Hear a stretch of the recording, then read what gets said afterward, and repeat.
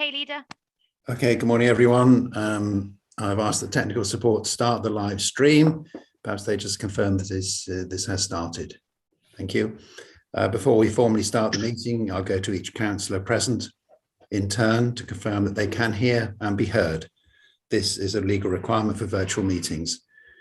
Where practicable, please also have your video switched on so that you can be seen by those in attendance and any of the public watching. So first of all, Councillor Ellie Chowns, can you hear and see me? I can hear and see you. Thanks, Leader. Councillor Liz Harvey. I can see and hear you, Leader. Thank you. Councillor Terry James. I can see and hear you, Chair. Thank you. And Councillor Tony Johnson. Yes, well, no, I can hear you, but now I can't see you. This thing is, hold on, got it? Okay, we're there. I can see and hear. Thank you.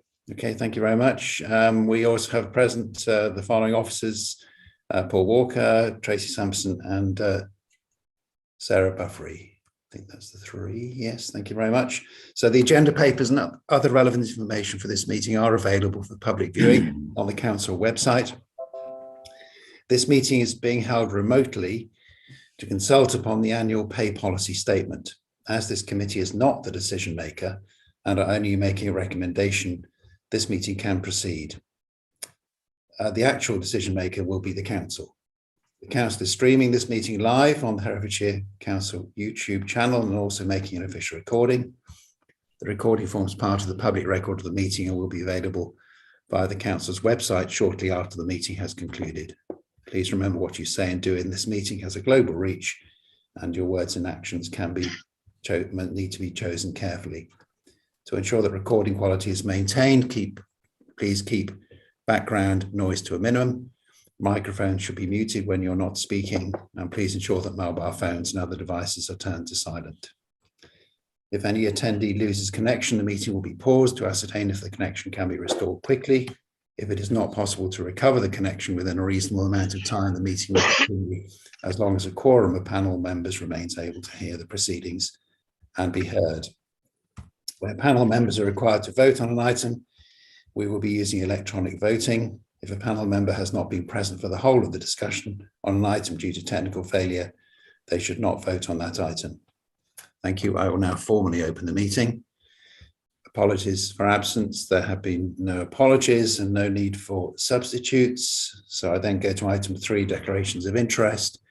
Are there any declarations of interest in respect of Schedule 1 or Schedule 2 or other interest from members of the panel in respect of items on the agenda? Not from me, Chairman. No. I don't think that. So passing then on to the minutes, we've got minutes of 2 meetings to approve. Meetings on the 15th of November and 24th of November. Only matters of accuracy may be discussed. No matters have been notified. So I'll ask the members to notify that they agree the minutes by an electronic vote. Jen, are you able to bring up the voting screen? Thank you. So item 1 is to approve the minutes meeting on the 15th of November and number 2, the 24th of November.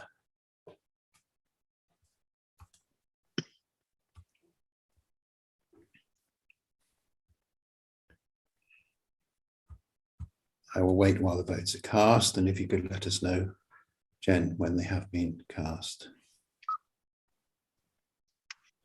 And they're they're unanimous. 1 abstention, well, 2 abstentions on the first one. People not present. That was from me because I wasn't present at the meetings. Yeah. Thank you very much. There are no questions from members of the public nor from councillors. So we move on to the policy statement, and this is to recommend the 2022 pay policy statement to full council for approval. Which council meeting will this go to? Tracy, do you know? Yes, it's scheduled for the 11th, so the budget meeting. Okay, thank you very much. Shall I pass it over to you to introduce the subject? We've had an exchange of emails. Whether you want to mention those issues at the same time might be helpful. Will do. Thank you, Leader. So just to remind the panel, it's a legal requirement for council to approve and publish a pay policy statement each year. The statement does not set policy and it does not make any policy changes. It just records what is currently happening in practice at the time. Employment panel are asked to consider the draft statement which has been distributed and to recommend it to full council. Employment panel may request any changes. And just to mention, as the leaders just referred to, I've been reminded by the leader this morning that last year we agreed to add the gender pay gap information to the statement, which I haven't done. So I will make sure that that is added before this report is sent to council. We'll make sure that the most recent information is added to the report. Okay. Oh, one final matter, forgive me, leader, just to mention, is that for 2021, we haven't had the pay award yet. And we haven't had any information on the 2022 pay award. And what this means is that the pay rates which are listed in our pay scale, the bottom 2 spinal column points, have the potential to fall below the national minimum wage on the 1st of April if there is no pay award in place at that time. We obviously won't let that happen, but just a couple of things to mention to the panel. Firstly, it is entirely likely that there will be a pay award in place by that time. And secondly, if there isn't, we still have no employees on those 2 spinal column points at this time. Thank you, Tracy. Councillor Chowns, your hand is raised. Thank you. Yeah, it's about the matter of paying the living wage. We did discuss this at this meeting last year, and I'd like to propose again to the panel that we adopt a policy that we pay as a minimum the living wage. The Living Wage Foundation's living wage is £9.90 per hour. The national minimum wage will be £9.50 per hour. Both are above what, as you've declared, Tracy, the bottom points on the spine. I think we, in comparison to neighbouring authorities, we're doing better than some in terms of the ratio between our top and bottom pay levels, but it's crucially important that we pay particular attention to those at the bottom of the spine. And I think that as a point of principle, we should be paying the living wage to those at the bottom end of our pay scale. I'd like to suggest an amendment to the report accordingly.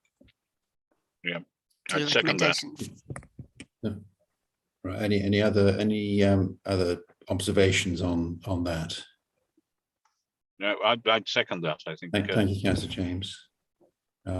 Councillor Harvey. Yeah, with my finance hat on, I'd like to understand what the financial implications of that would be across the council. Or is that something that we can get some information on? Chief Executive Paul, I don't know whether you have any observations on that. I think Tracy's indicating. Yeah, I mean, we can provide the information in the updated draft report in terms of the numbers of staff who were affected and the cost to the council. Tracy may have that already, actually. I don't at the moment, Chief Executive. I mean, in terms of council implications, the implications will be minimal because we have so few people there. I think the implications we need to explore is the impact it could potentially have on schools, where in maintained schools where we are the employer. And then that would be a policy decision for us to take, and then we'd have to understand the impact that would have on school budgets. Could I also ask whether us making that decision would have an impact on our suppliers? I'm thinking particularly of the care sector. Councillor James. No, well, I don't think that. I mean, it should, but I don't think it will legally have implications for them. But I think you'll find, as far as the council is concerned, it'll be minimal, pretty small, the cost of that. But it is a matter of principle. I mean, it is. I think we need to have before the full council the figures as far as schools and how it will affect them, because that's something else that could cause, may cause them some great difficulty, but I'm not sure it will. I don't know. Could we have the information before we make a decision? Because I'd like to make a a recommendation based on. Well, I think we should know we should know evidence. We should know the potential cost, I think, before, to my mind, before we actually make that decision. And my other concern, just a question for you, Tracy, I think, is if we agree this recommendation, that means that in the table, the lowest level will rise, won't it?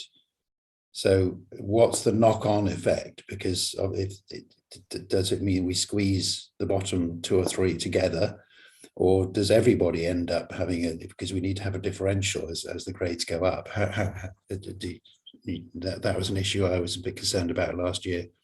I mean, I think that's a valid point, Leader, in that making sure that there are no unintended consequences if we do go down this approach. What I can tell you, looking at the pay rates in front of me now, is if we did adopt the national living wage and the pay award that has currently been offered is paid, it would only have an impact on 3 employees in total in the council. So that's certainly manageable from any aspect. However, if the pay award is not agreed in time, then it would affect 63 employees. So 63 employees would have their pay increased.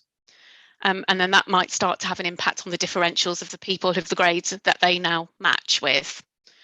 So I think we'd probably want to work through all those permutations before we make a decision. That's a proposal, a suggestion to you. Of course, you can just make that decision. Yes, well, I've had a proposal and a seconder so far. So, Ellie, you were the one who started this. So shall I go to you first?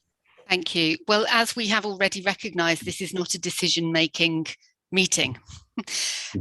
Therefore, I suggest I would really like this employment panel to say we support the principle of paying the living wage at the bottom end of the pay scale, and we, deploy officers to do the detailed work and to come up with the details and to brief the full council, which is the decision-making body, with all of the information that they need to make a fully informed decision about that. But that as an employment panel, we support the principle of the living wage. Thank you. Councillor James? Yeah, I totally agree. Okay. Yes. Councillor Johnson?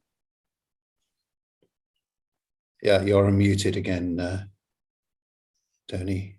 Tony, you're muted. If we make this recommendation, Chairman, and let us suppose for a moment it's carried at the full council meeting, does that mean that in future the national living wage will always be applied, or is this just a one-off? Councillor Chance, you want to respond to that? I propose the principle applies next year as well as this year. Right, so it would be in perpetuity. Yes. Yes. Okay. Councillor James? No. People should be paid enough to live on is the basic principle. Yeah. Well, I won't argue about the principle. It's just that we ought to be clear what it is we're recommending to the council, and the council will need to fully understand the implications of the decision that they take at that time. Councillor James? Yeah, I agree, but I think we're making a recommendation, and we need to have aside it the financial implications of such a recommendation. By then, I assume we will have the pay settlement or settlement. So I think and anyway, setting the principle, I think, is important. It doesn't mean that ultimately, in dire circumstances, things may actually change. I don't know. We can't bind future councils and future policies totally. But as of now, I think we, morally we're obligated to. I employ quite a bit of casual labour, and I've been paying over £10 an hour for quite a number of years. Paul? Yeah, I think as requested, we can provide the information both with the pay increase and without the pay increase in terms of the implications of that on staff, so that members have got the full set of information. But I think separately, to pick up on Councillor Harvey's point with regards to suppliers, I think there's a piece of work to be done separately around our procurement policy. And what we are saying about our suppliers and procurement arrangements, and that the national living wage should or should not apply. So I think there's a further and separate piece of work for us to do for that, and to bring that back separately. Thank you. Yeah, Tracy. I'm not a governance expert, but I think if I've got this correctly, then the remit of this group is to make a recommendation on the pay policy statement. And the statement is a statement of what is currently placed in at the moment, and full council will approve that statement. My understanding of the Constitution is that this body has the ability to make a decision about the national living wage itself, because this group of people have the authority to set the terms and conditions of employment for the council. So I think we've got two different processes in place. I think the statement is about what we do at the moment, but at the next meeting of this employment panel, my understanding is that this group can decide to implement the national living wage. Now, I'd need to take advice from Claire on that, but that's how I understand it to be. Councillor Harvey. Yeah, well, I was just going to say that isn't for this meeting. If what we're doing is saying is approving or noting, acknowledging and recommending what is, then we have to go to a decision-making format in order to be able to do something further than that. I think, we're all agreed that there is a principle here that is worth reinforcing. I'm always keen to have the information before us when we're making decisions like that, even recommendations, to go on to council, that we can actually see what the impact of that is, whilst upholding the principle. So if it's something that has to go to the next time we meet as a panel, I am supportive of what's being proposed, but it sounds like it's not something that we can make a recommendation on here today. Councillor Chowns. So I'm just looking at the papers in front of us, and on page 14, item 2B. So it says the pay policy statement must set out the council's policy relating to the remuneration of its lowest paid employees. Setting out its policies, not setting out the practice this year, but its policies relating to remuneration of its lowest paid employees. Therefore, I would have thought that policy stated that lowest paid employees should be paid the living wage does come within the remit of the pay policy statement. I think we perhaps need advice from Claire. But having raised this a year ago, I really think we should expedite this quickly now. Thank you. Yeah. Paul, can you take that away? Yeah, I was going to say, Leader, we'll take away the clarification of the questions and come back to employment panel ahead of full council. Thank you. Right. So, any other general questions on the policy?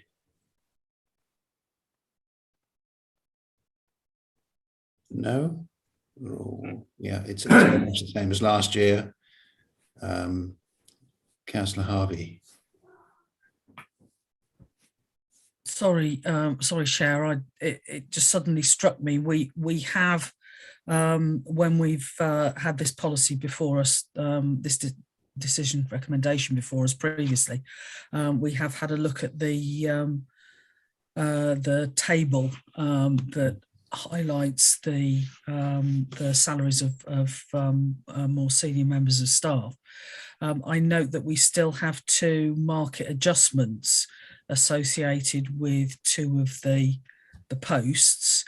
And I'd just like to check what the frequency is with which those market adjustments are considered in terms of whether they are still necessarily applicable, and whether those, what the last time was that those were considered for those two positions. Yeah, Tracy. Thank you, Leader. Yeah, I've popped a little note on the bottom to say these are reviewed every 2 years or no less than every 2 years. And I've just included on the bottom the review dates of both of those supplements. And I think it's taken as read that they were last reviewed 2 years before those date. Okay. Councillor Jones. Note that the Corporate Director, Environment and Economy is not listed in that table. Is that just an error?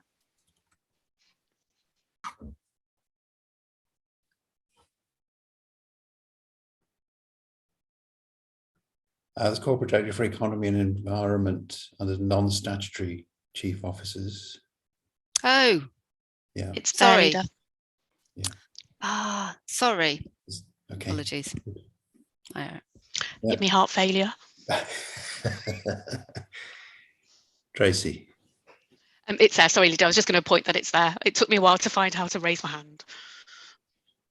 I note we're still in the same position as last time with regards to the multiple of pay for the chief executive compared to the lowest paid employee, and we are very much towards the bottom of that list. I think there's only Paris which is paying a lower grade, so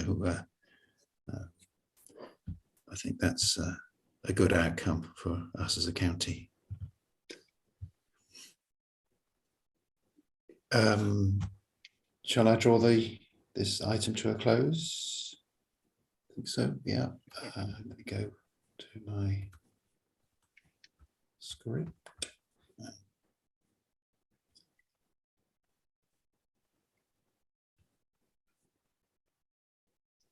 Okay, so we have a recommendation to the panel that the pay policy statement of Appendix A is recommended to full council, subject, I think, to further discussions take place about the minimum, the national living wage and the minimum wage. So I'll ask panel members to vote on that recommendation. Please confirm the number of voting members on the screen, which is 5, of course. So we have electronic voting, Jen, do we? So this is a recommendation subject to inclusion of the gender pay gap information and action on the minimum wage. Correct. Okay. Yeah, yeah.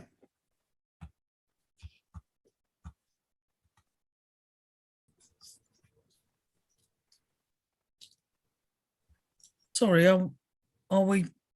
I thought we weren't making any recommendation on the minimum wage. Well, we're leaving that. That will. It's subject to whatever recommendation comes up with, because we want to come up with something before council. I think Paul mentioned that we'll get some papers and something out before then. Paul, is that your understanding? That's well. I'm only happy voting here on what we've got in front of us. Let's shall we end that for the moment? Let's just be clear on what we're recommending. I think. Thank you, Sarah. Yeah. So my understanding was, Leader, we were, we've received the pay policy as it's written, for which Councillor Childs has asked that we include the gender pay gap information. So that's one recommendation. Then separate to that is a recommendation that the council adopts a national living wage as a minimum.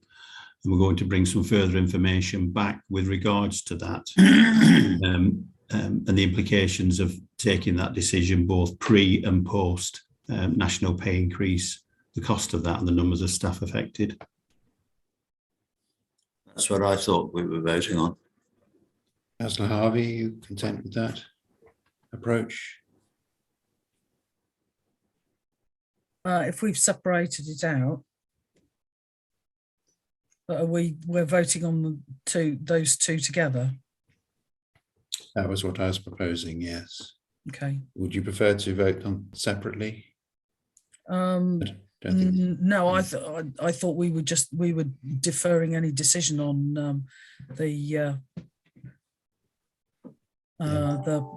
minimum living wage to when we had a decision-making meeting, because we would actually be changing policy.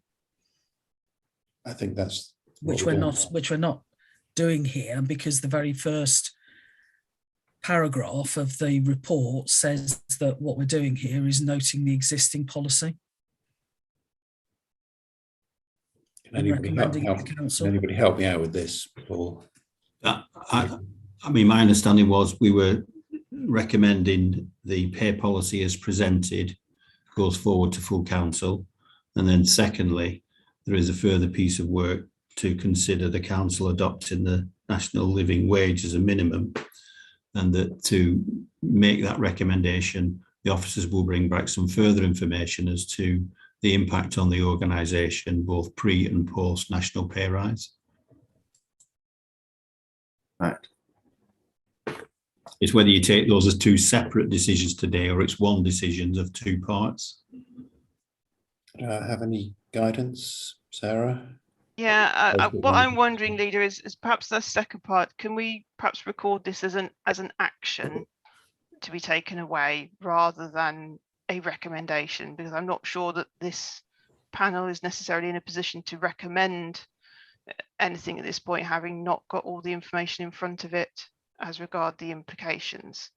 So I would suggest perhaps that we conclude the recommendation to council being to as regards the pay policy statement at Appendix A, subject to inclusion of the information on the gender pay gap, and we will record that there is an action to be taken away for that further work to be done on the implications of potentially adopting the national living wage, to be brought back to a future meeting when you'll then have the information in front of you to make any appropriate recommendations.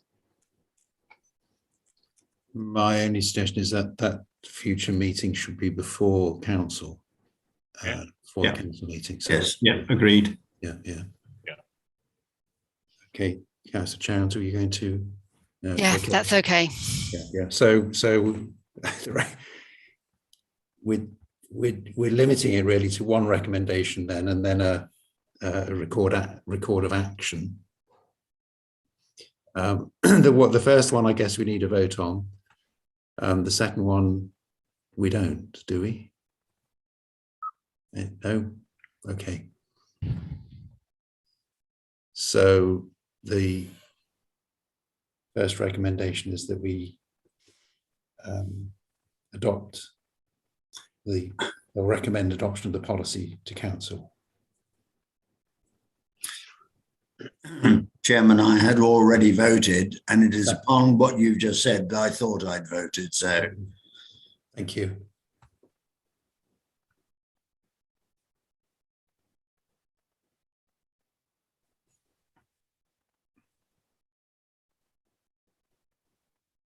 Waiting on the one vote, Leader. I'm not sure if that's Councillor Johnson's. However, it is. You wish me to vote again, Chairman? Jen, could you record that? If you could, Tony, that might Will do. Just complete everything. Okay, that's unanimous, Leader. Agreed. Thank you very much. And just to record formally, then there's an action for further work to be completed in time to make another recommendation to council. We will, I assume, be having another employment panel meeting with regard to the recruitment of the adult director. So we won't have to have a special meeting. We can wrap that together, I think. Okay. Well, with that, I'll bring the meeting, if I can, Sarah. Nothing else left. I'll bring the meeting to a close. Okay, I'll bring the meeting to a close. Thank you for anybody who's joined. And we look forward to the next meeting. Thank you very much. Thank you, Chairman. Thank you. Close the